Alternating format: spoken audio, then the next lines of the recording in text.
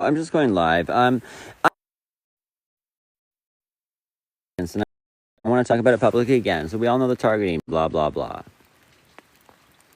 I'm over it. It's predictable. Hi, Kane. I mean, ever since the first murder, somebody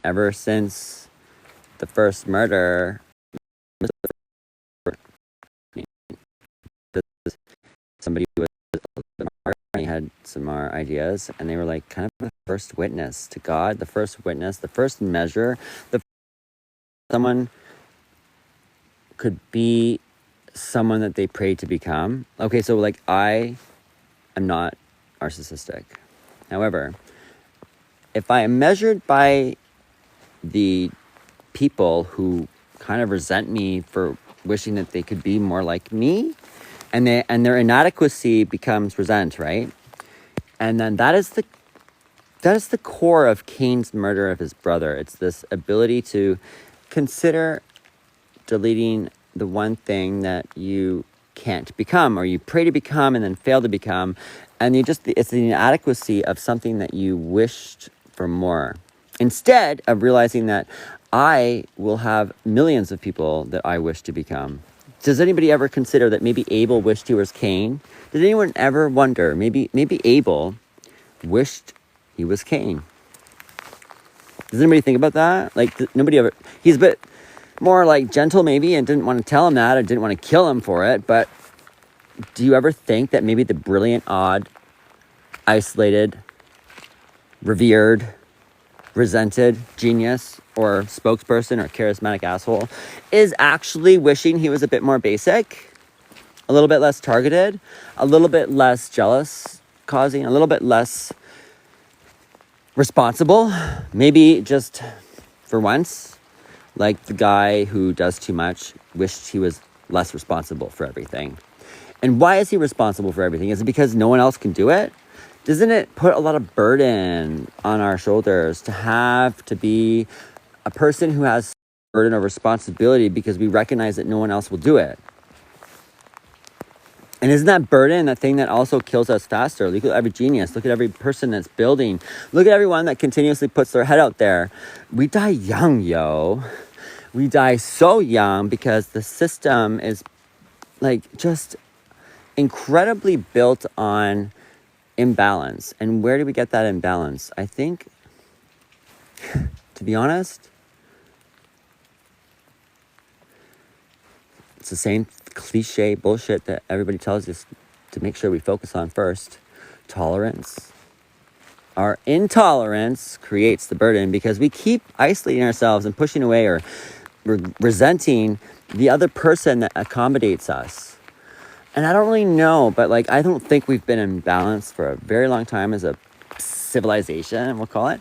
And honestly, the closest thing to a civilization has, in my opinion, all the history books I've read and everything that I've learned about every other culture, including my own, and what we've gathered as a globalized state. I don't know everything, but like, I'm leaning towards any civilization that had balance, you know, or at least fought for balance more than any. Who did that the most? Okay, well, I know like the Buddhism has balance. I know the start of Taoism, I think, that's the yin yang, I believe. There is balance there, and indigenous were balanced. I think like portions of pre-Mesopotamia, like before monotheistic religion took over, I believe that if we looked that up and actually understood that for what it was and not for what we see on the walls, it was, I bet, more balanced. I mean, anything that takes on less and shares responsibility with everyone and allows everyone to contribute what they're best at, I think creates the least burden in society and the most balance. Burden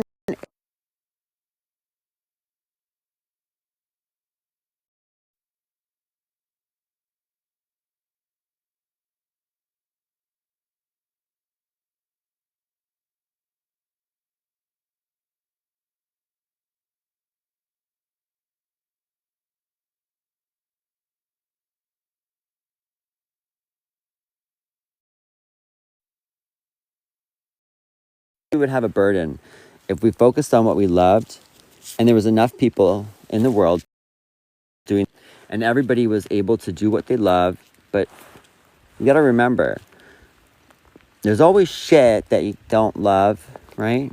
But to be honest, I have been in sex work for so long, and there isn't anything in this world, no matter how gross it is, that somebody in there in the world, somewhere doesn't love. I don't know what the hell is going on with the God spirits, but there are detrivores in humanity. And that is, I don't know what that means to you, but I don't know how they created or how every single person in this world isn't just different, but we're built for a purpose, okay? And I mean, there is even space in this world for psychopaths and sadistic people, and they make wonderful surgeons. Wonderful. I have never been a nihilist. I think that's what the word is called. Or like a Nazi. Or even like a person that ever has considered the erasure of any kind of person on this body. I think everybody has a portion in which they are good at and have a responsibility to contribute. The burden is what makes them evil. The resentment, the exile, that makes people evil. That makes people turn what they're good at into something that is not good and back into our society. There are so many cultures that we have erased that we don't really learn from anymore. When we look at Africa, we don't learn about the people that put the bad guy, the defector, the deceiving one, the one that the deviant. Okay, so every society has deviants, but we don't learn about the cultures there and how they fix deviance. Well, it's the best example I've ever seen, even better than I've ever seen in indigenous culture. The deviance is natural in every culture, so are monsters. What they did with some deviants in African cultures, they took the deviant and put him in the middle of a circle of people that loved him. Look at, I'm smoking butts right now. In a circle of people that loved them, and they all went in turn around a big circle, and they said why they needed them, why they loved them, what they need them for, and why they think they're special and needed for the community, and what they needed for them to recognize and why they're important for the whole community. And I'm like, oh wow, that would fix me, everything, that would fix everyone. Oh my God, why did I think that would be something to get rid of in our system? Why don't we, in all of our globalization, why aren't we remembering the things that actually changed the world and have a positive solution? Why are all the most civilized places in the world the most colonized and erased? Why are we looking to create burden? And who the fuck is creating that burden? And why? And why do I sound... There are so many people around me in the world that are not doing what they want to do. I'll tell you something though, as Abel, I have a genius mind. I'm an autistic savant, and I'm a polymath, but I can probably, if I wanted to test my polymath, if I wanted to test it and tell you, let's examine whether or not I am a polymath, I would not ask everyone. I would have to ask all of the experts in which areas I'm an expert, and I would ask them to test me. Come on, let me know, how well do I know this topic? So horticulture and plants and blah, blah, blah. Okay, well, I've been to university for that. And the people in that field, okay, when I went to the horticulture clubs and stuff like that, I absolutely had that knowledge, not just any knowledge, but I could walk through the greenhouse, and if we saw something unusual that no one else could name, they'd all be like, hey, Aaron, do you know what this is? I'm like, oh yeah, it looks like something like blah, blah, blah. And I'm like, I look it up, and I'm like, yep, this is the one, this is right here. And I never actually pretend to know it for sure, but I can trace it. I can figure it out exactly in about 20 minutes. Okay, I'm gonna put this. It's raining, fucking nightmare. Do I have my other... Here, hold on. Anyways, there are beautiful people in the world that are not appreciated. And it's like, there are also people that used to be beautiful that are now like black holes in people's lives. And I don't think it's natural to have people that do not want to contribute or be good in this world. I think it's a natural thing for people to be resentful and toxic And I ask myself, how did they get there? And I look around and I see everybody that just this like dread, this constant dread. I don't have dread for that same reasons, but I do have dread, and I wish I had the lives that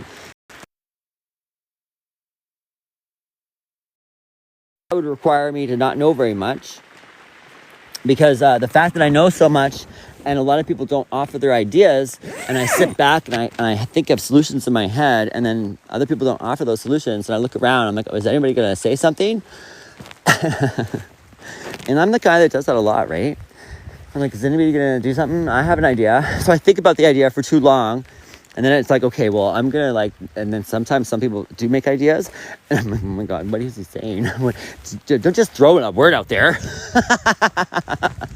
What are you just throwing words out for? You just want like attention? And yeah, that's what he was looking for.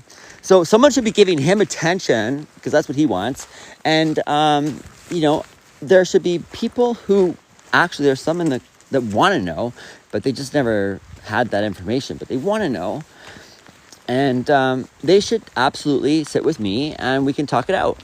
And like, there should be people like me lifted up to the sky, and they should just be allowed to teach what they want to teach and teach what needs to be taught in that moment. Very similar to old practices. It's not unusual. And the fact that we get knowledge from people who pay for it is the wrong way to get that information. And we often think of, why do we want to be something? So most doctors, lawyers, and these rich gate-kept universities keep knowledge hidden behind people who want to make a lot of money. And instead of qualifying people for school based on actual qualifications or their actual numbers in their classrooms and how their grades are and merit-based, we're educating people that only think about money. And that becomes a burden, because even your money-making goals, you're learning something that you don't even care about, and you're doing that just because you want money. And it's interesting how the problem in elitism is when that concept of supremacy starts to build, it destroys the opportunity for others to be able to do the things that they wish they could do, all for someone who will also never ever have enough. And the supremacy issue for me is, those are the people who, because of their supremacy, they think that other people deserve less, because to balance things out, you have to push people into less to have that more. And the ones who think they need to have more purposely and must endlessly balance the world by pushing everyone around them into less than favorable conditions, which is taking and creating a very vicious burden on society from people who will never have enough because of their supremacy and greed. And then the people who will never quite ever get to be what they want to be, or even into society and be able to live and have the knowledge and share that knowledge. And the people who earn money with all the power don't learn anything from the money or able to share anything with the money. You know what I'm saying? So the thing that people... Okay, so let me make this clear. Supremacy is built on the desire to have more and money, and they think they're better, and they want everything. They want more. But what their passion is money. It's paper. Okay, it's paper. It's not usable skill, no trade, no nothing. It's money. They want money. They want power and control. There's no thing to teach there. So all of our knowledge and capacity is being dwindled out because the people that have it or want to nurture things that we need to know about are sort of suffocated with less than enough to survive. And the people who have all this money are basically sort of like almost degrading our knowledge base, because to have a desire for money is not a desire for knowledge.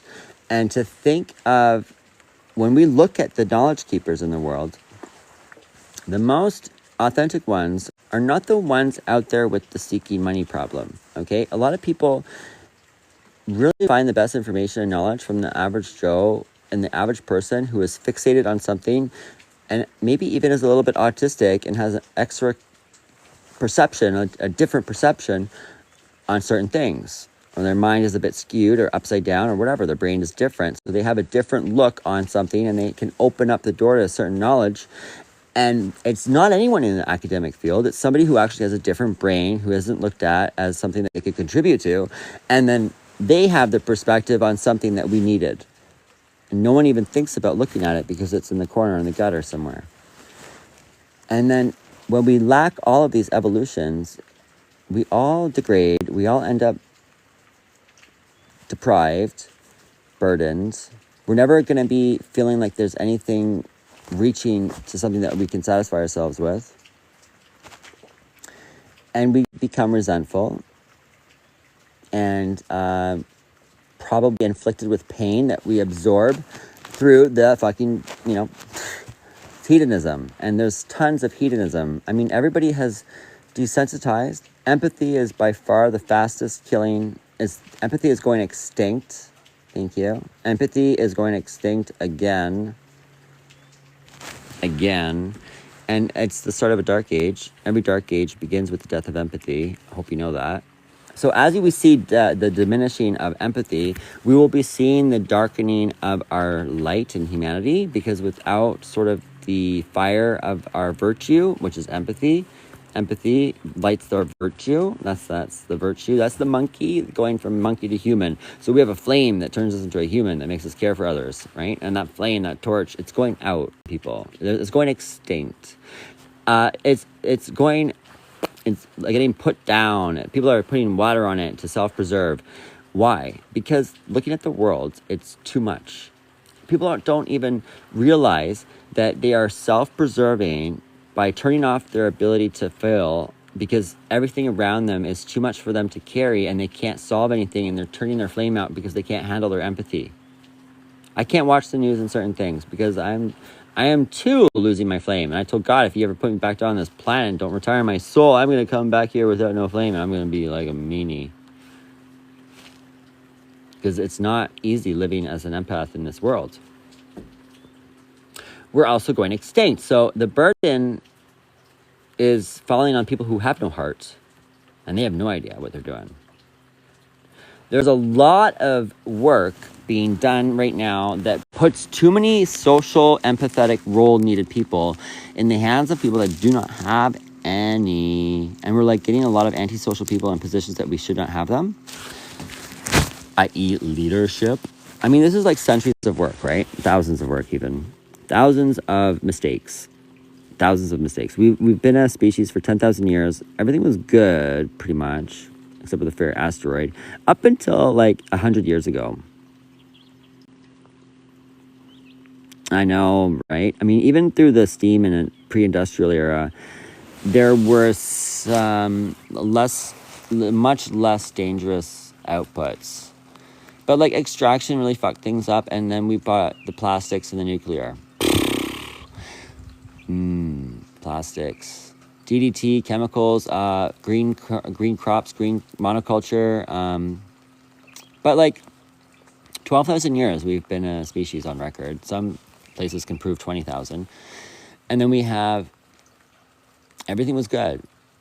I mean, we were civilized until somebody couldn't build enough and they had fucked up their crop or something. And the war, I think, from what I remember learning, began not out of hatred. The first kind of war came out because an abundant city next door couldn't share their crops with somebody who failed, if I remember. And so somebody was pushed, they fucked up their food crops because we didn't really nomad before. We were always traveling people. We never civilized. This civilization started to plant their seeds in one spot and then hoard stuff. Hoarding began with civilization. And what happened was they stopped gathering and moving, and they started to sit and build, and then they needed to build walls because they got too many hoarding stuff. They got a bit of a problem in hoarding stuff. And then other cities wanted it, and they had less than. And because nobody liked, the sharing issue is still a problem in our hunter-gathering. There was not that exceptional feeling of having to give back to somebody. But humans have evolved up and down since we started to civilize and become virtuous differently all over the place. And the places that shared more tended to be more community and empathetic based and have women in leadership or have like a more abundant space. And the communities and civilizations that refused to share and had like over this overt ownership of their possessions and failed to like understand that sometimes the floods crops over there don't work and that they always have to consider their neighbor and they should share, those places ended up constantly in war. You want to know why? Because somebody over here who had a lot of abundancy looked over there and said, who cares if they fucked up? They're stupid. And then just leave them out there to die. Well, eventually, it won't take long before they go into survival mode and boom, there's a war. Now, what is wrong with wanting to live? Now, should they blame them? Are they okay for invading? No. Are they okay invading? Not really, no. But you know what is important? Now, the next level of humanity is Indigenous people in Turtle Island. This is the best part. We had speakers that went from place to place to place, and we always kind of knew if another state of our world was failing. Did you know that we were the least to fail in our ecoregions? Do you know that, like, in the cross of our knowledge, Indigenous people rarely had a collapsing region. In fact, it was very rare. And if it was inhabitable for any reason, sometimes it was weather, and sometimes there was collapsed food because of the weather. The neighbors would always come around, and you could go stay with their neighbors, and they would feed us, and they would do everything. You could leave everything behind and rebuild it later, and in that interim, you could always go to the next region, even if it was a totally different place, and there would always be shelter and food. Always. You know, when the Ojibwe were too cold, we could go down south. We could stay with the Six Nations. Both ways around. We always knew things going on. There was always a sharing of knowledge. There was a responsibility to the land. And if we knew that those knowledge keepers for that region died, we would lose all that knowledge. And the knowledge in that land and how to keep it safe. Like, that's the thing that we covered the most, our knowledge and our ability to understand that we all have responsibilities. And the people that have been doing certain things the longest are usually the best people to have it, because they have like this really intense passion for something. And you look at our culture as well, and we all chose what we wanted to be, right? Like, all of us. So when we became old enough to be taught, the schooling system was more about, okay, well, what are your spirits saying? And it's not cheesy, okay? It literally means you listen to yourself and what do you like doing? What builds you joy? What actually has the most output that you feel proud of? You know, if you stick your kid because they're not listening to their spirit and they're not like paying attention, and you start sticking them certain stuff, you kind of find out that he hasn't seen it himself yet. And you have to really dig deep into certain things that your kid might not even know what it is until he sees it. And you have to really try. And the part about making sure we all do what we love and what we are good at and making sure we all get to do it comes from our community, and making sure we're in our community, around and about, praising everybody, lifting everyone, and making sure every person is able to perform how they do it, what they do.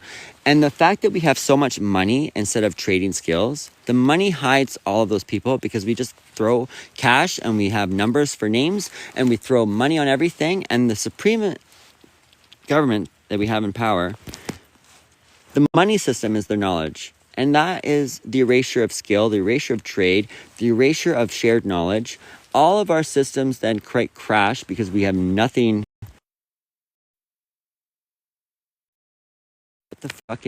What the trade of money does nothing. The trade of skill is where we determine how good someone is. And we can learn, we see, we find people. We actually look for people who have skills. Here we look for people. The money has erased our knowledge. I'm not kidding you. Our money has created the system where you can have this guy with no skills, like, rent all of the things he needs to do. And there, you know, we look to that guy for our ideas, but his knowledge is, all he knows how to do is throw money at it. He doesn't know how to do anything. He has no particular skill. He's the best at the money. But what else does he do? What's his skill that I want? I don't want to know how fast he can cash money out. I want to know not how good he can find a group of people to do it for him. No, I want to know what the fuck he can do himself. And the more we put people like that in leadership, the more we are able to find children that are easily able to find the things that they love to do, because it's not hidden by a cash bag. And we're able to share that knowledge. All those people around us will be able to find what they want to do. Everyone will have, and I'm not making anything up here, you guys. Like, I'm not taking ownership of anything I'm saying. I'm just interpreting my fucking knowledge that I have of my culture, that other cultures have too. And just looking at and assessing it against the current regime of money and power and success, And I'm looking at all these money bags and all these people that want money. What are you good at? I don't care how much money you have. I really don't. Your money means nothing to me. I want to see a problem you get out of. Show me what you're good at.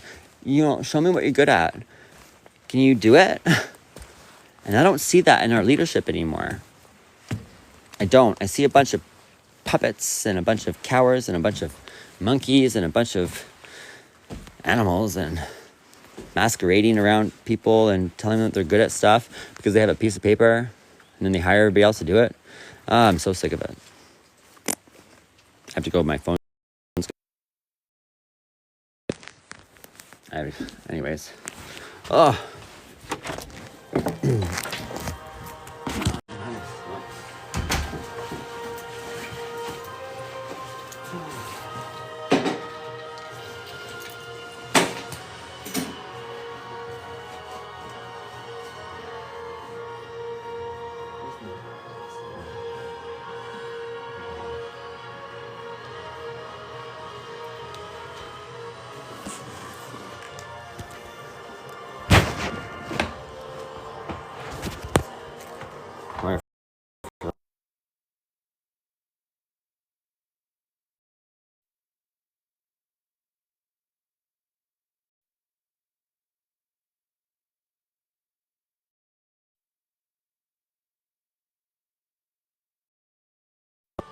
Yeah. Anyways, that was on my mind today. Money, money, money. I'm just gonna plug it in. Hold on.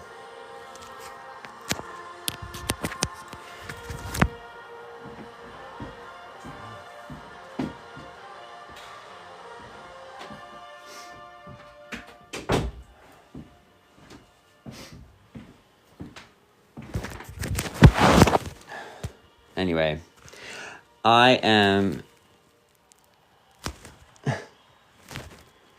begging for shelter. Someone with so many skills, a polymath. Begging for stability. Begging for peace. Begging for people to stop treating me like I deserve to suffer and suffocate. Back to the burden. You know what? There's too many Cains in the world that are suffocating all the Abels for their measure. Do you know where I'm going with this one now? Hey. So, who are making these Cain empires? These Cain mentalities? Well, what are they good at? Not much, right? Cain wasn't good at anything. Or he couldn't find what he wanted to be, but he became useless. That's what the real problem was, right? Cain was useless. That's why he hated Cain, because he had nothing to provide. Cain was useless. So he became jealous of Cain and killed him. What are rich people? What are all the leaders and money-seeking people? They have money. They want money, money, money, money. But what does money give you? Does it give you skill? Are you good at anything? What does the money teach you? You want money, right? Well, I want knowledge. I'm smart because I want knowledge and I go get it. I don't want money. I want ideas. I want to know how to do certain things that I love doing. I have things that I love to do and I want to learn them. That's what I seek. I might need money to do it, but I actually don't. I don't ever say I can't learn about something without money. I just go learn something. It doesn't have to be that exact thing. Sometimes I have to wait a little while to get certain things I want to learn with money. But like I can still learn other things around it on that particular topic with or without money, no matter what. So what I seek is knowledge. And I never have to pay for knowledge. Some knowledge you do, but technically if I want knowledge, I don't need to pay for it at all, ever, never. You just have to pick around it until you have the one that you can pay for. It's okay. You can patiently wait to get there. And the more knowledge you stack from around it, you'll eventually be able to sell your knowledge and get the one that you need to pay for. However, you really honestly, you look at the people who want just money and they have no skills because the only thing that they desire is money, and money teaches us nothing. And I don't want to know how you can throw money at to get something. I want to know how to get something myself. I don't want to throw money at everything to get.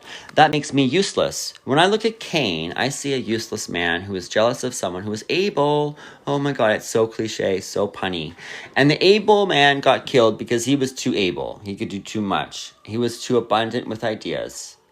Because maybe he didn't think about money. Maybe he thought about how to do things.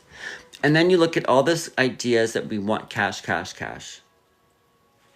It's creating more Abels. It's creating more uselessness. No, it's killing more Abels, and it's creating more Cains.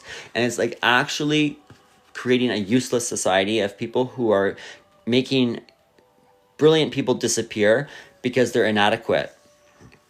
And they can't really defend why they have all that money when they meet somebody who does it better than them. They do, right? Isn't that what happens? They meet someone who's a measure of their claims. Like some people, like money has to have like a reason why you have it. Like there's a lot of people that get dismissed if you don't explain why you have all this money. Like why do you have so much success? And they can't really tell you. The ones who have too much money can't tell you why they have that success. It's often from stolen ideas. Some they rent, some they pay, some they kill for. Some ideas rich people have killed for. Sometimes people have all that money, too much money, because they've killed for it. And they stole the idea from the person they killed. Or they stole the things in which they used to, And I want to let you know this is going to go back to the idea of civilization. Because in the communities that did not share with their neighbor, okay, created the people who were deprived in survival land and had to fight to get food from the people who had abundance, but because they didn't share, that's what started the first war. Okay? And you look at the indigenous trade system, and if there was any ever city or tribe, or like if there was any region that did not succeed because of the snow, the ice, the weather, whatever reason, fire, mistake, something, the neighbors always offered shelter and food. Even if they were even if they were the ones to always go to war with these guys. Mind you, we always fought over who could protect the land better, and it was never like, let's kill each other and steal it. Even the Aztec, who governed pretty much all of that the Mexico area, like the Aztec eventually took over the whole area, but they didn't take people over. They believed that they could govern and protect the land better than everybody else. And they did until the diseases came. But they were protectors of the land, not stealers and exploiters. They still let everybody in there that was managing the land manage it how they knew how to manage it forever. And they all had their own place and land and never changed the government, the power, the system, the trades, the knowledge. The Aztec took over because they could protect the people already there better than other people could. They didn't really take over their whole place, their world. They just governed the land everywhere for everyone because they were the best. Mohawk and Ojibwe were the ones who governed the heart of Turtle Island. We are the governors of the heart because we have the best warriors and the best peacemakers. We went to war not to see who could beat and kill, but to see who was able to protect the land better. Who could protect the heart better. And Ojibwe often won. Well, the peacemakers often won. Tricky. And like sneaky. But we made them feel so embarrassed that they even tried. Now, we didn't exploit each other though. Like the other, basically, kind of, maybe we did, but like we didn't There was some exploitation, yeah, but like not to the point where you like destroy the whole population and then take their land.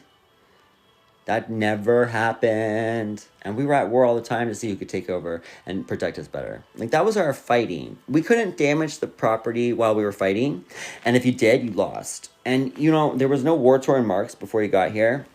And we still, like, only hunted and killed prisoners that were, like, killing and hurting other people or destroying and stealing stuff. There was always the rebel. There's always a monster. There's always a deviant in every culture. And yeah, some of them are rotten. Some of them are like the rot in a plant that you actually have to cut out or the whole field is going to go dead. There are some times when parts of our humanity have become rotten and the only thing that it does is kill things and it hurts things. And that rot that can only hurt and that only knows how to cause pain, it needs to get cut out. And if you don't cut it out, it's going to kill off people. And it's going to rotten. It's like, that's what rot is in a vegetable. Like, if you had a rotten piece of lettuce, if you want to save it, you have to get the rot out. We don't do that anymore. We also don't try to heal the rot. We don't try to do anything. In fact, if anywhere the rot is best at this moment, it's in our leadership. And it's rotten knowledge, rotten perception of what a leader should be. I mean, I don't want a leader for how much money he has. I want a leader for how good he can get his job done. But I don't want to see him pay 20 people to do it. I don't want to see a leader for how good he can throw money at a problem and hire a bunch of people. I want to see a leader that can get in there, get his hands dirty and get it done himself and be good at that thing that he's leading. And then he can lead that, and that's alone all he needs to lead. And there will be no burden for him because all he is leading is something he's good at. Burden, back to the burden. Okay, so you know how I said everybody is burdened because no one's doing what they love, and no one is teaching their things that they love, and no one is sharing even with our neighbors, and we're all like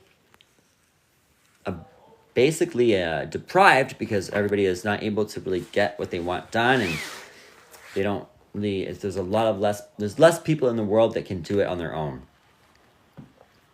And I think, honestly, a lot of people are taking on too many skills, too. That's a burden as well. Too many people feel responsible for too much. So the ables have looked around and they're like, oh, God, I think not a lot of people are nurturing some of these skills anymore, like empathy, for one. Nobody is nurturing empathy anymore. And so, like, the empathetic people are, like, a burden because they're carrying all the empathy in the world. And they're just, like, looking at everybody and going, oh, my God, what are we doing? What are we doing?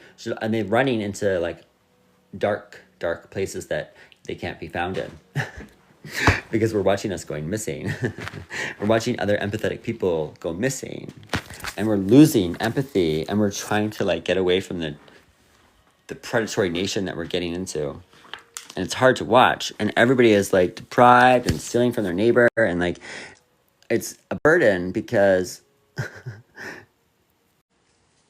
if we only just listen to the most civilized cultures in the world, some in Africa, some in Asia, some in Turtle Island, where everyone was a contributing member to the society and they were doing what they could do best. Everybody just focused on what they loved to do.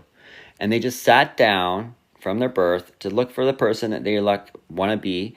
And then they sat and trained with that person, the expert. But you have to have the people in leadership that are doing what they also want to do. You can't just have a bunch of smug people up there with money. You have to have all these role models in leadership who are all really, really good at what they do. We don't have that. We have a bunch of fucking imposters. They're all imposters. So when we have our kids growing up in a nation where no one can see a person in leadership or all of their experts out and about, walking around doing what they love and sharing their skills, less of our children find out what they want to be until it's too late. And on top of that, more and more people are not getting into the thing that they could do, that they should be doing based on what they love. And some of them might not have money, and so they end up at a gas station. And it's disgusting because in the end, there are a few people like myself who get to be really good at what they do, and they get out in the open, and they start to make all the people with money feel inadequate. It's so weird. And they're the ones that basically pay these brilliant people to do their work, and sometimes we outshine them, or we like kind of like make a suggestion that perhaps all the money they are focused on is actually kind of degenerate, and then they get really offended, and then they don't know how to do anything else, and so they kill people that are too smart and tell on them, tell on their degeneracy, tell on their uselessness. Be like, how did all these useless people get all the money? And then they shoot you. I'm not kidding you. I'm not understating. They don't all shoot them, but they make them disappear, make them irrelevant, make them starve, make them go away, make them afraid of you, make them run, because you chose to tell them that with your brilliance that the way that this is working, this money market, this monopoly is not successful, and a lot of people are deprived, and you guys don't know how to do anything, and we're losing actually people that can do stuff because you're too rich and too greedy, and the ones that can do it are like dying, and then they like kill that one. And then we're losing brilliance, and we're losing empathy because there's too many people dying. And then we're not like recognizing that all the reasons why this is happening is because we worship money and not knowledge.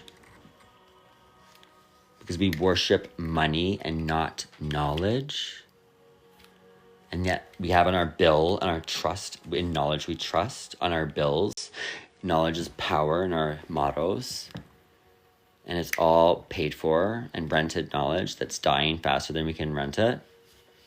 And we're like, it's like our rented knowledge is going extinct. The rented knowledge is going extinct because of the people in power, and the ones managing the money that pays for the rented knowledge are like depriving and killing all the knowledge. And we're turning stupid. We're getting stupid because we believe money is more important than knowledge. It's so degenerate. So, there's my speech. I'm like literally suffering for like the sake of that knowledge. And it's always money that is the main, the poison that kills me. It's always money that poisons the brilliance. It's always money that causes the dark ages. It's always money that kills the genius or the beauty or the empath. You will never, ever, ever see an empath, kill someone who wants money. It's only the people with money that want money, that focus on money, that think of only money. When money is the only thing that they're good at, when money is the only thing on their mind when they wake up and go to bed, they're not good at anything. They don't focus on anything else. And you cannot compare them to someone who focuses on a passion from day to night. And so when you compare someone who thinks of only money to someone who thinks of what they love to do every morning until they go to bed, like myself, and I have a lot of things that I love. So from the morning I wake up to the morning to the night I go to bed, I think about the things I love to do all day, every day. And I get better at those things that I love to do, and I focus on them. Sometimes I don't get to do all of that. But, I have passions, and I do them. And some kids don't have passion, not because they don't have it, but because they never learned what it was that they were passionate about, or they had no access to the thing that they loved, and they were deprived. And they couldn't do, and they have no passion, and they couldn't do anything, not because they didn't have it, because they had no access, they had no money to get there, or, they didn't see it. No one pointed it out. So what happens? This addiction to money is like literally killing the planet. It's killing the human species. It's like creating a predator only human. It's like turning us into the planet of the monkeys, planet of the apes. It is it's degenerate. De-evolution. Backwards. Downgrade. Big mistake. The last mistake. The last hooray. Because the problem is that we've had dark ages, right? We've had 1, 2, 3, 4, 5 or 6 or more, maybe even more than 10 dark ages since we started to civilize. and put our place in one spot and start to hoard our shit. We had no collapses and no dark ages until we started to hoard our things and civilize. No dark ages until we started to civilize. I had to say that 3 times because civilization, to sit down and start to hoard your belongings and gather and stay and put your stuff in one spot and go out and get more and put it back in the same spot, you started to accumulate wealth and possession, which is the reason why they could start trading for money anyway. But the process of hoarding your things is like the dawn of civilization. That is what the first thing that happened as a result of civilization. The first huge change to humanity was hoarding our accumulation of things. Things you could put in a box in a room because you didn't have to carry it all the time, put in your wagon. Like there was like an accumulation of goods, tons and tons and tons. And because people stopped sharing with their neighbor, people started to steal it. They were in survival mode. They were like, their crop failed. Our war is built on our lack of sharing, our lack of understanding of what we are good at, and not being able to have all these places that are full of knowledge and sharing that knowledge and making sure everyone has access to it. And just like the fact that we think that useless people with no skills in leaderships with only concerned about money are able to lead us into anywhere or able to give us a solution to anything. And they started to throw more than just money at the problem. And they throw like bombs at each other, man. These people with no skills that have just money have started to create the weapons, these mass destruction, as like the solution to not being able to fix something. So because they can't fix it, because they're so useless, because we've had so many generations of people in power who only know how to talk about money, the degeneracy has gone on for such a long time that now they're just throwing bombs at each other for like a century or two. Like throwing bombs at each other because they can't fix something, because they can't share knowledge enough to get through something together by their neighbors. And these 2 neighbors all around the world, we're all just throwing up everything into this great big petri dish that we live in. One petri dish, one science dish, and we're blowing it all up. And eventually, like now, we've civilized everything. There's no more land that hasn't been civilized. It's all civilized. Which means all that bombing, hoarding, war, torn, blah, blah, blah, is destroying everything that is keeping us alive. There's nothing left on this planet that is pristine, meaning like nurtured. Nothing is nurtured into nature. Nothing is natural anymore. Everything is created. And we're turning this petri dish into we'll call it a closed ecosystem. A petri dish is a closed ecosystem. And this closed ecosystem is running out of everything at the same time, from top to bottom. Everywhere you look, all of it at the same time, because of one group of people, one generation. One generation since about the 50s, 1950. One group of people that can't stop. They still have power. They have done more than all of them. All of them. Every group across all humanity. And it's all out of this evolution of maybe it was like 3,000 or 4,000 years of humanity when really money was the only thing that mattered. Okay, we're at 2026, right? So Jesus, was at 0. So that's at least 2,000 years, right? But there's like 2,000 or 3,000 years longer than that we're like all over the place. And there's like, money really started to come in like around 3000 BC. Was like really important. The coin, the dollar, the gold, everything. It wasn't important everywhere though. But where the money was important and where people became powerful because of money, it follows a path of destruction Everywhere you look at it, wherever it goes, you can look at all the history books and see it yourself. I can see it. It's all there in front of you. There's like a pattern of mapping of all where, oh my God, so the coin's over there now. Oh my God, it's destroyed. Look where the coin, oh my God, follow the coin and it'll be destroyed. Follow the coin across the world as it evolves and you will find destruction. The more the coin has power, the more it's destroyed. So I do have absolutely all the sense in the world. I'm much more creative with my knowledge because I focus on it.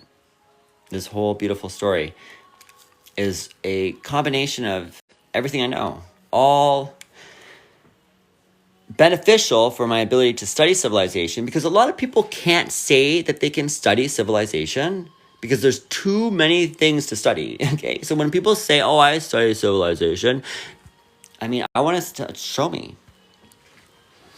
Can you tell me? Show me how you compare it. Show me how you compared all those, how you looked at all those cities and compared them all. How did you compare them? Do you mean you compared one topic across all those places? So you still study just healthcare? Correct. A polymath is someone who can study civilizations because he's actually really good at more than one thing. Leonardo da Vinci was a polymath and he studied civilizations. Not a lot of people can, because there's too many things that create a civilization. You can't have just surface knowledge and all the things and say you study civilization, because the part of civilization is the units in which they create that foundation, the pillars of every civilization is very different. And you have to understand them at a core level. And so only an expert that studied all these different things have to understand those cores. And it takes a lot of knowledge and a lot of interest in that knowledge to get to a point where you can sit there in your head and plot all these different things in your mind and gather up all that evidence and look where to find more and continue to evolve to a point where you can sit there and say, I get what's going on here and I understand civilization. I understand different civilizations and I'm able to compare them in my head because I know all those components. And you can do surface level stuff, but when I do it, I compare a lot more than anyone else I know can. And I look at government, justice, healthcare, education, their creatives, their art. There are things that I can't, though. I won't say that. But I can do enough to say that I can balance the most. I can do it. Not a lot of people can outdo that for me. There's not a lot of polymaths every generation. Like every generation has about one or two. And you might get like 3 or 4 that do something every century. A lot of us get isolated and suffocated, or we don't nurture what our capabilities are. And we never get there, or we get destroyed because we make people feel inadequate. And we just we're arrogant, or we don't know how to capitalize off of all that knowledge and power in our brain. A lot of us are autistic or in the schizophrenic or in that realm of superpowered brain that is hyperactive. And then you can look at all of the polymaths that contributed and you can judge them by, so what I say, what is a genius? A genius is somebody who can basically reach a target that you didn't know exists. That's a quote from somebody that I like. I can't remember. But to see a target, so everybody is here, and so say here's a target, and the whole world already met that target, and everybody aims there. They want to beat that. That's their target, just over that. But they don't really know other targets because they've never done it and they've never seen it. So they're good. They might be an athlete. They might be the best of the best. But the genius looks at it and goes, did you know that there's a target over there if you do it like this? And they bring something new that has never been seen. A polymath is a genius in multiple topics. So they can look at 5 different things that are completely unrelated and find unique new ideas in all of them. Now, someone that goes above that, like if you want to get memorable, the only way to become memorable and in that state of mind is you really have to shift the paradigms of society. And you become to be extremely influential as a person, as that contributing genius and well-known genius, and not just a crazy person walking in the streets with too much information. You become a genius by credit, not when you're published, but by when you shift the world. Because a genius doesn't just have new ideas. A genius is somebody who shifts the ideas and shifts the healthcare system, shifts the system itself. So you can't just be like shifting stuff in your mind. You have to actually be shifting the system. Now, a lot of the geniuses don't actually get credit for that, but we still do it. And sometimes it takes a little while before people catch up. And sometimes, it's getting done, but whatever. So the people who shift those entities, the healthcare system, the education system, are an actual credible author genius. Like they're protected genius. They're like undeniable genius. They're like not just a genius in their head. Now, the ones who can shift multiple cores of civilization within one lifetime are the absolute guaranteed polymath. So if I'm going to tell you, I want you to test on whether or not I'm a polymath. So I will tell you how I would do it. I would do it like this. Okay, can we get an expert in the room on all the things you say you're good at? And then I want to see what you've shifted in this world. What policies have you changed? What ideas did you already move around? Or are you just like a good thing in your head? Okay, I have all of that. I do that regularly. I even seek out other experts and I challenge myself because that's what I should be doing if I want to be an expert at something. So I have already done that my whole life as I seek out experts and all these things I like that are unrelated. And I've been challenging myself since I was a little kid. Okay? I do that on my own my whole life. You cannot become an expert at anything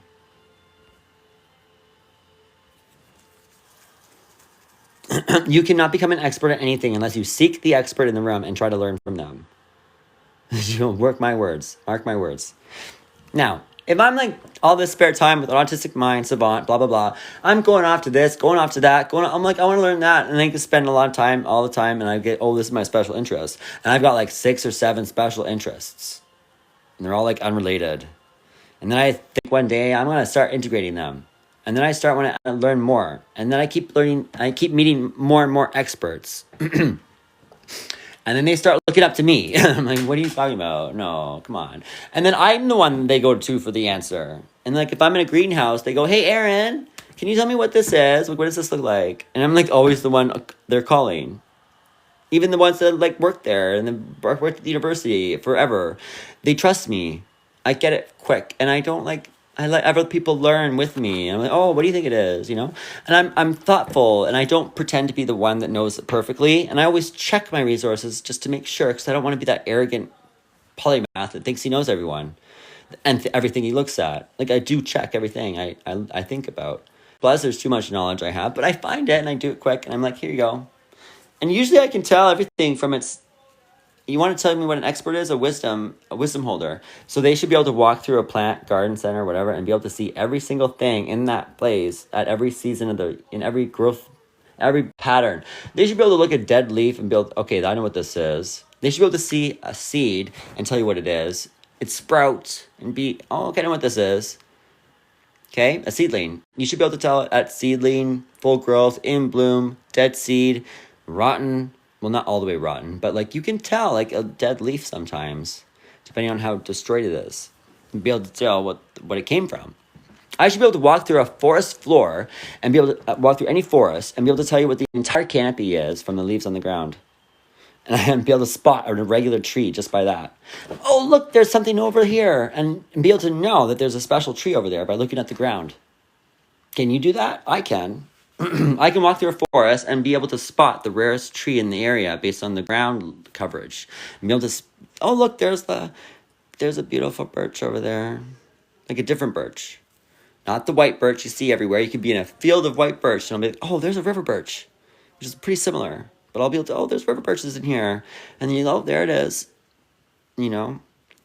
And I can do that in my area. And I've done that, and I've traveled. I've gone through Costa Rica, and I've spent like hours in the rainforest when I was there. And I just like, and I went off the path, and I'm crazy like that. And I'm like, whatever, it's okay. If I get killed, then that's what God wants. And I just do it. And I go into the ocean, and I love all of these different areas. And I spend a lot of time in certain things. But plants is one of those things.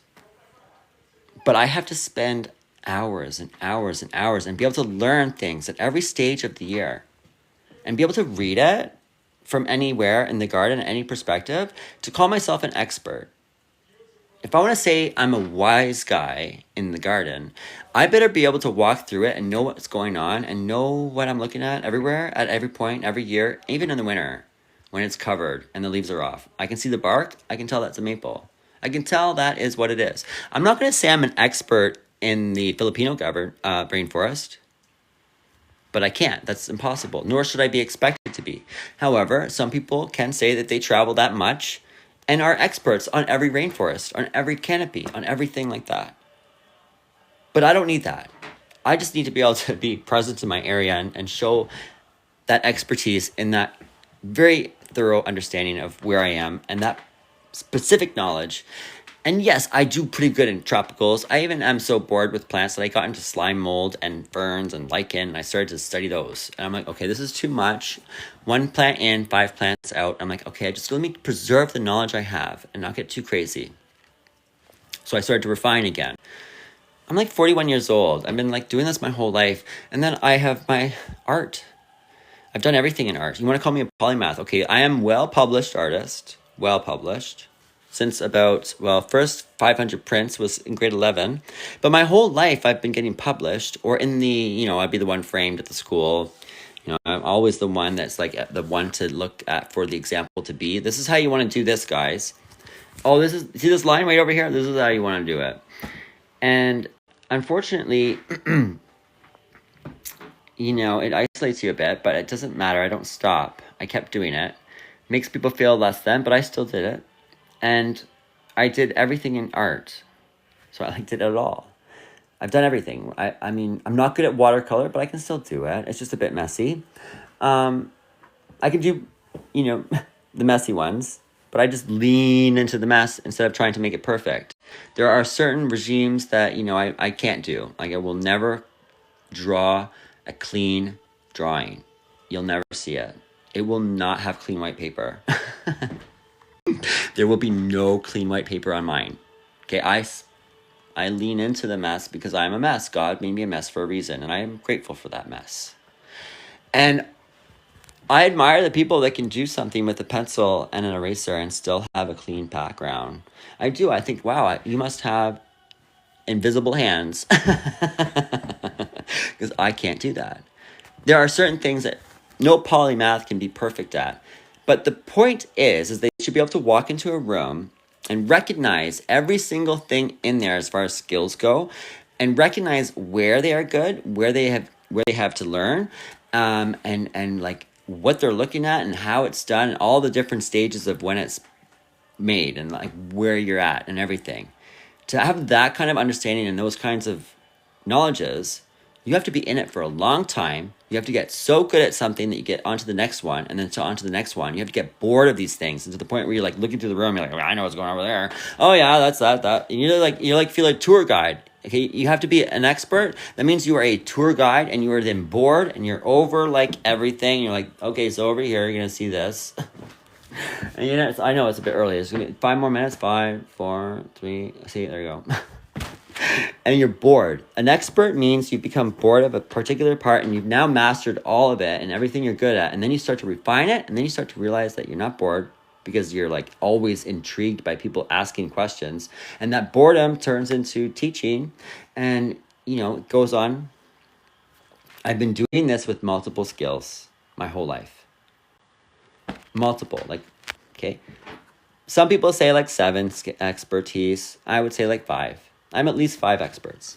Now, I won't bore you with all of the other ones, but to say that I'm not a polymath without doing your research, okay?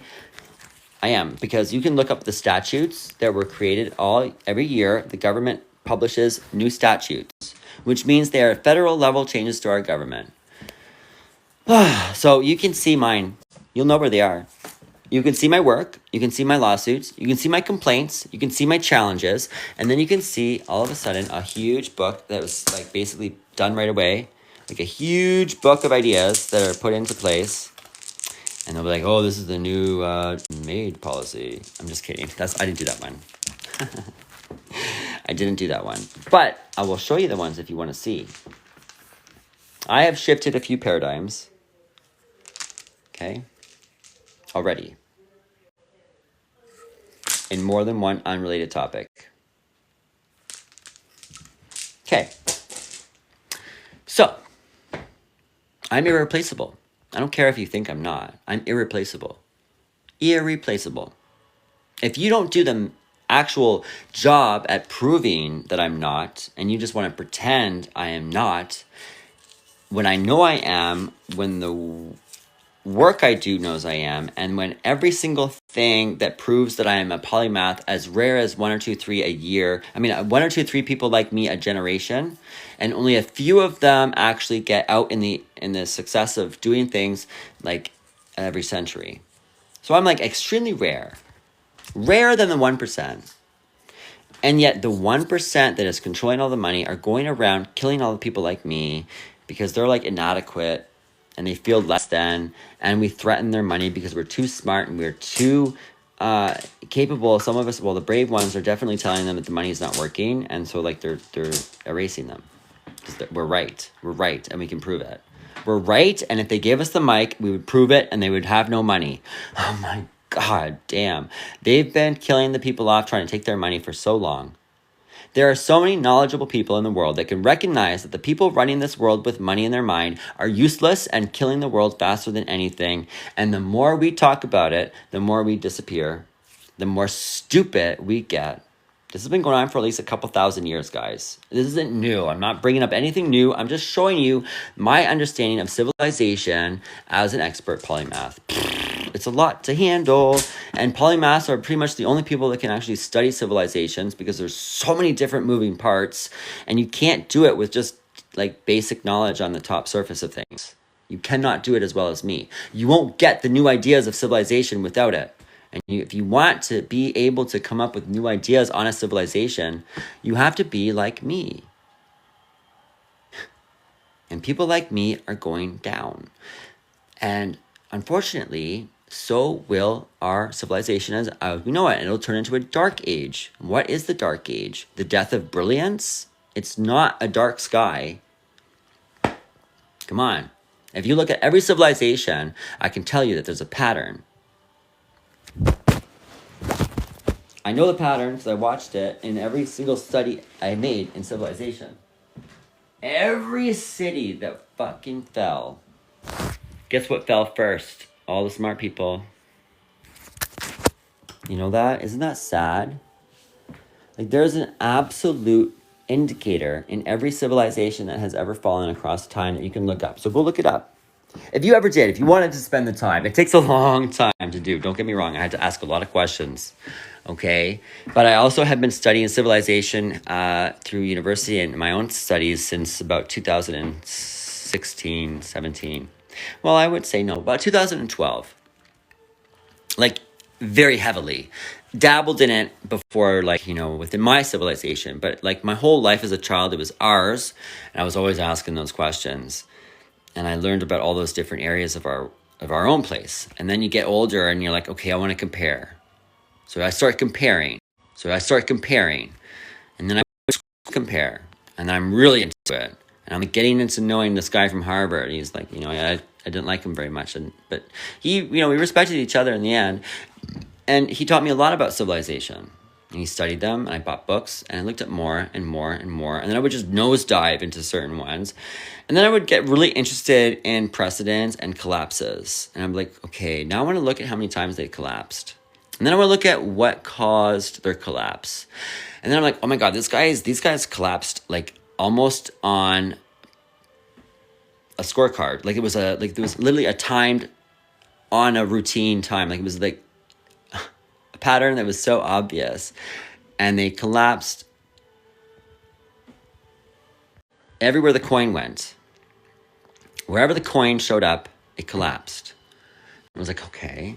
So wherever money ends up, they collapse.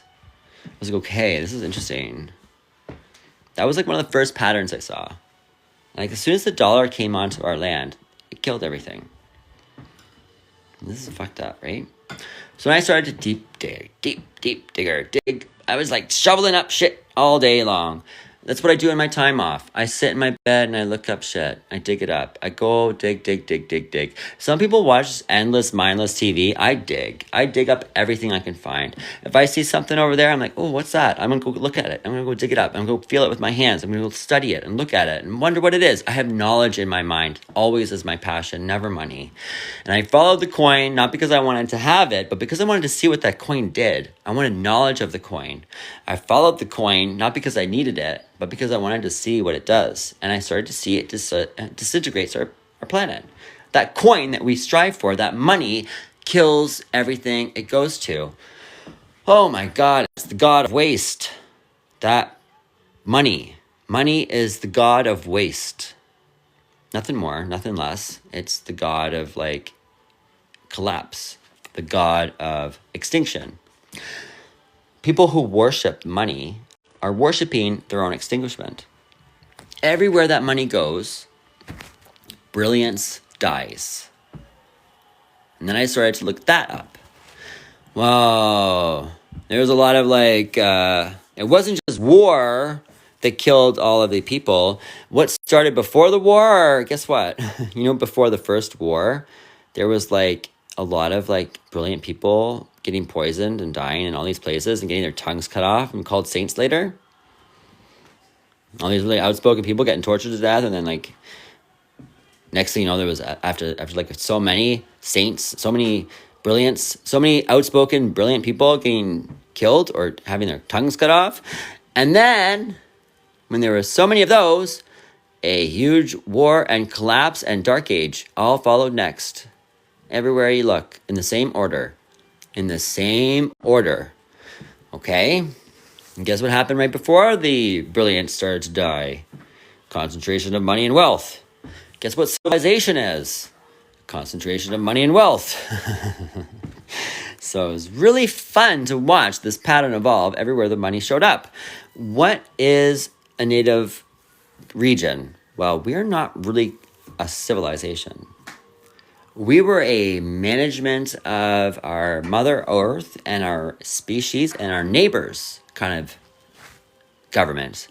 Our political system before the money showed up was built on let's manage our skills, everybody, and our time isn't really necessary because we don't know anyone that can actually measure the time that it takes to do something except for the person that can do it. So our time was like really relaxed and we didn't manage time or money. We actually understood that everything was like very, very, very, there was no real perfect number for it. Actually, we didn't actually determine what our civilization was. We understood that every region required a special group of people that knew how to treat it the best and that they had their own understanding of what that was. And then we would learn from them on how that worked and what that was. And we wouldn't sit there and tell them like, this place is going to take on this kind of look. And we understood that every place was better off with the people that have always been governing that place. And we didn't really have a determination for like what all of it was, other than everyone's best ability to maintain everything that we had as it was for 7 generations ahead. And how we were able to make sure of that is to ensure those people there had the longest knowledge and wisdom of those resources. And no one next door would expect themselves to know how to take over that place because they have never seen it in the 100-year flood. So they're too new. But those guys that have been there for 10,000 years, dealing with that whole land over there, their ancestors have already told them. They might not have brought it up to you. They might not have showed you. But they have been sharing that knowledge on how to take care of that land during every single kind of weather event, every single kind of collapse. They can tell exactly with wisdom when the sky and everything is looking a certain way, that they know how to get things done so that they don't have a collapse and everything stays safe and they don't have anything go wrong, because everyone there has that kind of wisdom that is like really integrated, and they've seen it for so long that they don't even guess. They just go and do it. They just know who's going to do it, and it gets done. And it gets done quick and well, and no one makes any mistakes. We barely had collapses. Very rare. But if it was, people took care of each other. I talked about this earlier. Then you have like the money shows up, and then the money doesn't know what to do with anything, and then something wrong goes wrong. What is that over there? Well, they have money to throw at the problem, but they don't know who to call. They've never seen it. Oh my God. And then everything falls apart, not because of money, but because the person with it to buy the people to fix it had no clue what to do. And then the person that's like trying to tell all these people with the money that they're not working, that they're killing the world, are the ones that should be the ones managing things. And then we're not going nowhere fast. And they keep killing off their tools that are able to fix everything. And they don't even know where to get the information anymore, because it's been for so many centuries of this complete degenerate coin-based power that, right? Well, guess what else, guys? I'm going to leave this at the last bit, and then I'm going to go eat something. I'm not going to talk about the answer. But guess where all the gold is? Guess who's reporting the most amount of problems and targeting and assassinations? Guess where those are coming from? Guess who's continuously at the bottom of the fishing line that's like luring all of our brilliance into the wrong corner so they can go away? There's a bucket of perhaps called gold bricks in a particular region, a particular group of people that have completely perverted this entire planet since about 1948 or so. 1943. Maybe it was like, I don't know, forever, but they just didn't really have as much power until then. It is not one culture, not one group, not one religion, but a particular perversion of what is important to success, and the replacement of that really important purpose of humanity, which is to share our knowledge and to pass it down to our offspring. Our offspring should be taking our knowledge. That's what we should pass down. We pass down knowledge. That's the purpose of every reproductive animal. Every animal in the world passes its knowledge down, and that's it. That's what we do. That's what we're supposed to do. And we're supposed to make sure that our home is okay, and everything that in our home is we all share. Every animal understands that. Humans, all of a sudden, when they became perverted by the coin, they believed that for some God unknown reason, that the coin was the purpose of our humanity, and that money is what we pass down to our children instead of knowledge, and we think that money should be inherited instead of expertise and knowledge. And it's like, that's, I think, happened because of a particular group of people around the world who have believed some way or another that money replaces knowledge, and that they think they should only focus on preserving that. And to me, that practice has destroyed everything in our world. And it only took 100 years with really understanding the history of civilization, where power has been basically colonized and by who, and what that power looks like when it has control of everything. Okay? Just ask yourself where all the gold is, and you'll know where the coin is, because the coin's always gold. It's the measure of the most valuable thing per gram. What is the most valuable thing per gram that's like also abundant? Gold. So precious metals is the most abundant per gram, and in its abundance. It's the most abundant thing that you can have and hoard. It's the most abundant, expensive thing per gram that you can hoard. Meaning you can't hoard all the special jewels and the gems. There's not enough of them to hoard. Gold is what we can hoard. The coin lovers hoard gold. The more you hoard gold, what are you going to eat? You're going to eat gold? No. The people who hoard gold are the people who hold coins to the highest degree. Meaning they think coins and gold and that perspective of money is more important than the knowledge.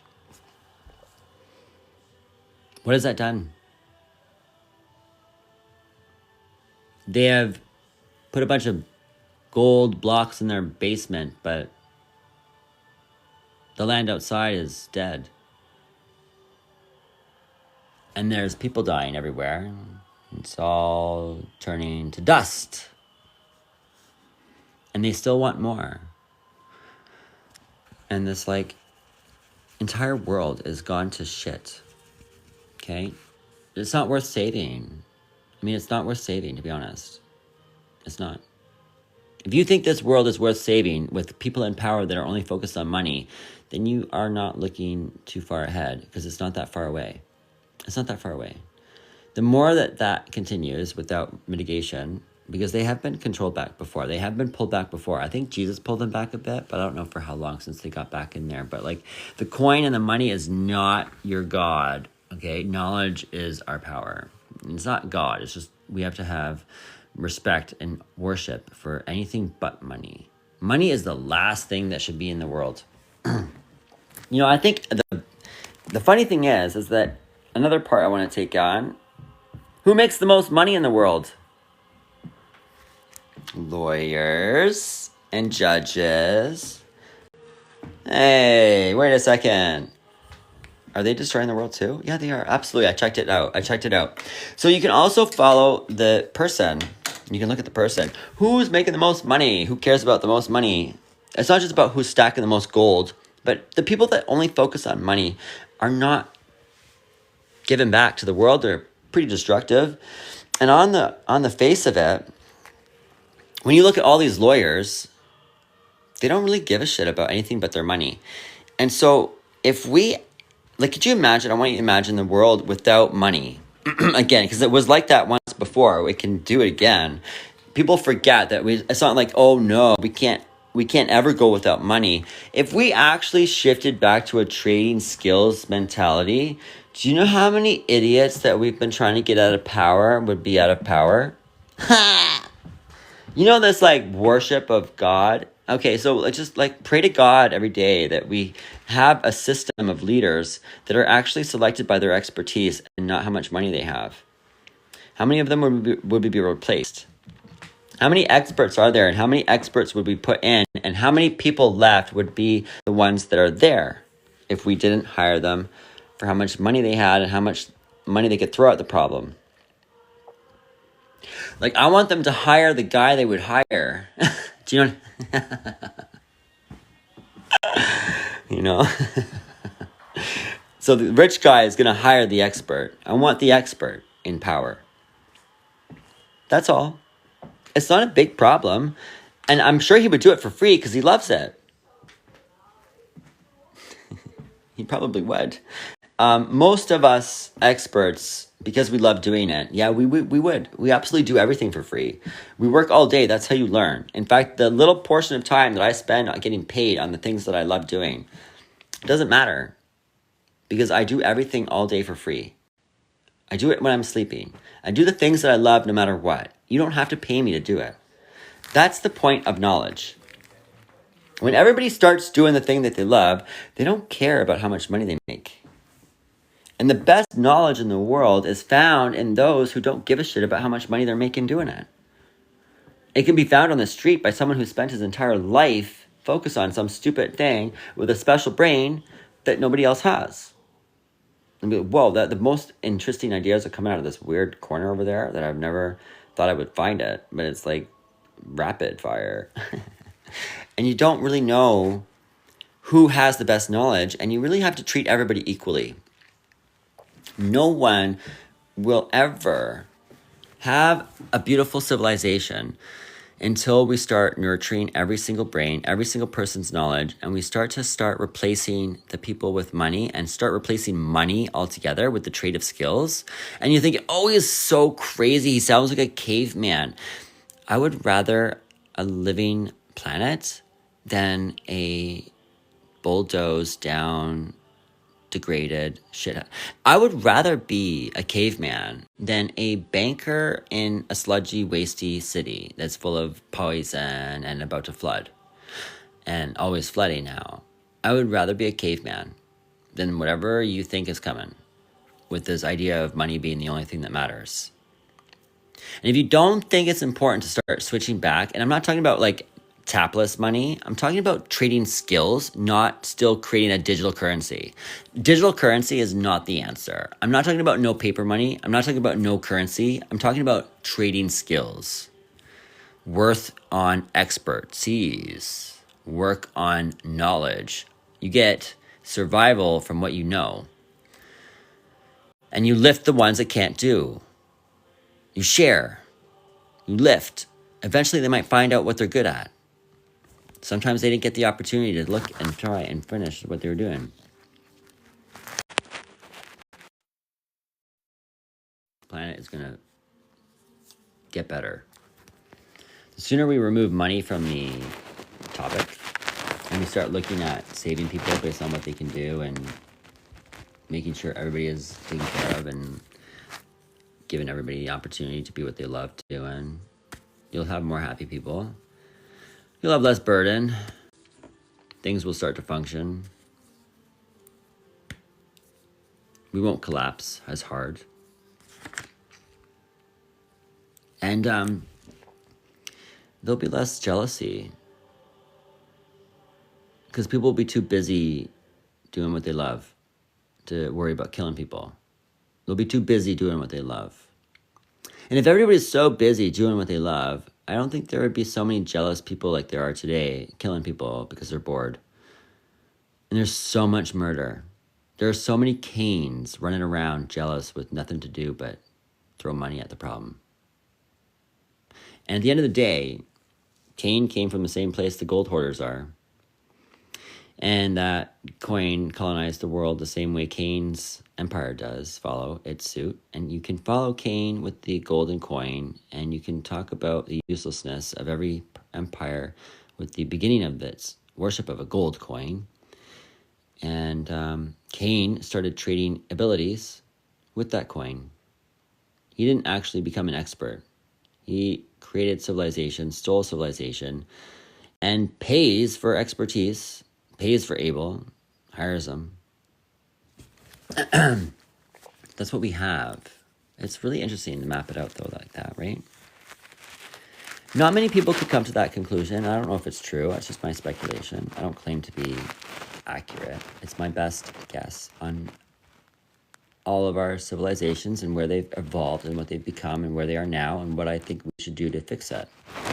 And you'll also always measure a polymath because they always have a solution that might work. So the best thing about a polymath is that because they're really good at mastering these things, they actually do find the right answers because they're not guessing, they're actually crunching. They're actually crunching their ideas, and they often are the only ones to come up with that unique solution that might work. Yeah. We'll see, though. We'll see. We will see.